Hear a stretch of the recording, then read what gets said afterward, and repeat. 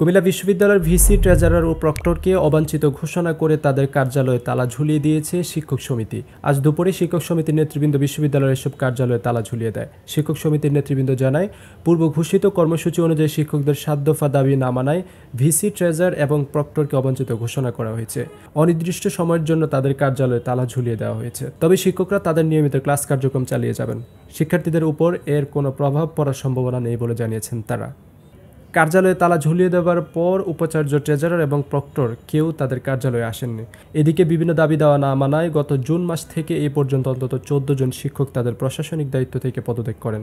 সর্বশেষ গত বুধবার সহকারী প্রক্টর পদ থেকে পদত্যাগ করেন সাংবাদিকতা বিভাগের শিক্ষক কাজী আনিস।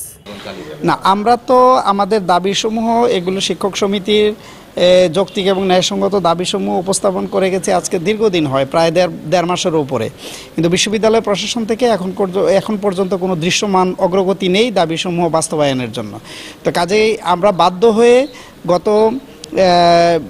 শিক্ষক সমিতির যে 23 তারিখে সাধারণ সভা ছিল, সেই সাধারণ সভায় স্বতঃস্ফূর্ত অংশগ্রহণে সকল শিক্ষক ঐক্যমতের ভিত্তিতে তারা বলেছেন যে আপনারা সর্বশেষ 24 ঘন্টার একটা আলটিমেটাম দিতে পারেন।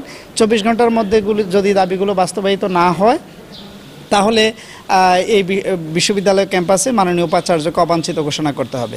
কারণ হচ্ছে যে উনি এই পর্যন্ত দাবিগুলো তো শিক্ষকদের এই পর্যন্ত বাস্তবায়ন করেনি, বরং শিক্ষকদেরকে নিয়ে নানান মিথ্যাচার করে যাচ্ছেন এবং হামলা হলো।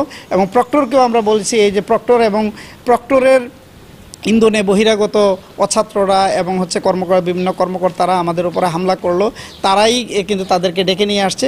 কাজে আমরা দাবি করেছি যে প্রক্টরেরও অপসারণ করতে হবে এবং সেইটাও যেহেতু উনি করেননি, কাজেই এই 3 জনকেই আমরা বিশ্ববিদ্যালয় ক্যাম্পাসে অবাঞ্ছিত ঘোষণা করেছি এবং এটা সাধারণ শিক্ষকদের মতামতের ভিত্তিতে সাধারণ সভা থেকে।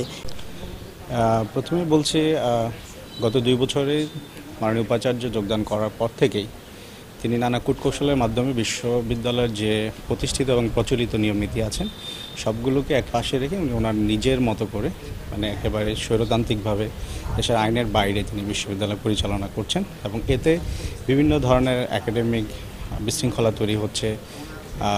বিভিন্ন ডিপার্টমেন্টে যাদের চেয়ারম্যান থাকার কথা তারা না থেকে অন্যজন থাকছেন, তার অনুসারী অনুগত, এবং পাশাপাশি নিয়োগের ক্ষেত্রে যারা সিনিয়র হওয়ার কথা তাদের সিনিয়রিটি পর্যাপ্ত যোগ্যতা গবেষণা থাকার পরও তাদেরকে দেওয়া হচ্ছে না, ওনার পছন্দের লোকদেরকে জুনিয়রদেরকে সিনিয়র বানানো হচ্ছে। এবং এই প্রেক্ষাপটে আসলে একটা বিশ্ববিদ্যালয় একাডেমিক জায়গায় আসলে কোনোভাবেই একটা সাউন্ড এনভায়রনমেন্ট থাকে না।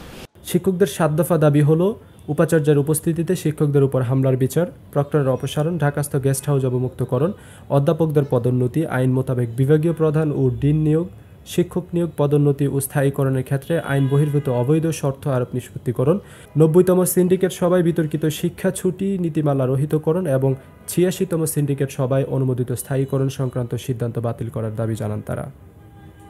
কুমিল্লা কাগজ নিউজ ডেস্ক।